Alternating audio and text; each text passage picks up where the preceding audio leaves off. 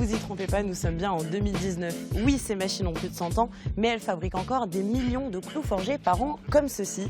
Un savoir-faire venu de l'Oise qui s'exporte dans le monde entier et on peut en être fier car cette usine de Creil est unique en Europe et n'importe qui peut la visiter.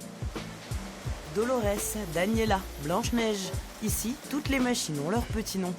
On leur voue le respect qu'on doit aux grandes dames, car elles ont toutes entre 100 et 130 ans et ne sont pas prêtes de partir à la retraite. Elles sont uniques, donc irremplaçables. Il n'y a pas une machine qui est 100% identique à l'autre, elles ont toutes les mêmes principes, mais Élise fonctionne différemment que Charlotte ou comme Chloé. Donc chacune a son nom, chacun a son caractère. Et lorsqu'il y a quelque chose qui casse, on ne va pas aller dans le stock et on va prendre un bout de pièce et on va le mettre à la place. Non, on prend la pièce qui est cassée, on va l'usiner et on va la refaire à neuf complètement à l'identique telle qu'elle était auparavant. Et ensuite on la restaure. On la remet à l'intérieur, on a juste la machine. C'est un peu comme si on restaurait un vieux tableau finalement. 325 pièces de collection qui permettent de fabriquer près de 3000 références de clous, utilisées pour la tapisserie, la cordonnerie ou encore la construction. La méthode de fabrication date de 1888. À l'époque, ni électronique ni technologie de pointe, tout est fait de manière mécanique. Vous avez le fil qui est rond au début, c'est comme ça qu'il rentre. Et là, vous voyez les pressions qui ont commencé à rendre le fil carré. Et donc, c'est ça qui nous permet d'après de faire un clou qui est pyramidal, qui est forgé. Et à la fin, ça donne un clou qui est comme ça. Ces idées ingénieuses, développées en pleine révolution industrielle par le fondateur de l'usine Théodore Rivière, n'ont jamais fait défaut. Alors la plupart ont été conservées, comme le procédé naturel utilisé à l'époque pour polir les clous. On va mettre des clous dans de la sciure comme ça.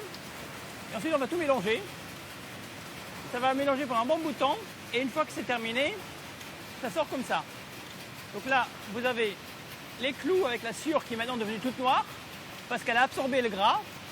Et les clous, ils sont devenus brillants et polis. Depuis que Luc a repris l'usine en 2006, il s'attelle à honorer le travail initié par la famille Rivière. À la mort de Théodore en 1900, c'est sa femme Marie qui a pris la tête de l'entreprise et l'a fait grandir jusqu'à atteindre 400 salariés. Aujourd'hui, ils ne sont plus qu'une vingtaine et forment à leur tour une famille, car quand on vient travailler à la clouterie, on ne fait pas qu'y passer. Les ouvriers que l'on embauche, c'est des gens qui sont méthodiques, qui sont rigoureux, qui connaissent un peu de mécanique aussi. Tout leur est montré petit à petit, ça prend jusqu'à 2 ans pour pouvoir former un ouvrier sur les machines et pour qu'ils deviennent vraiment autonomes. Ce savoir-faire précieux attire les curieux. Chaque année, 5000 personnes viennent visiter la clouterie pour découvrir ce petit bijou industriel hors du temps. Les emballages sont faits à la main, donc avec le fameux papier recyclé et la ficelle naturelle. Alors je vous fais toucher. Ces cartouches estampillées d'un lion sont aujourd'hui la marque de fabrique des Clous Rivière. Un choix esthétique, mais surtout écologique. Il n'y a pas de colle, c'est complètement recyclé et du recyclable puisque c'est la ficelle naturelle avec un papier qui est déjà recyclé et qui est refermable ensuite en plus. Donc en gros, on a tous les ingrédients d'un emballage moderne sauf qu'il est traditionnel et qu'il a ça. Sobre et solide, c'est sans doute la meilleure manière de décrire cette usine.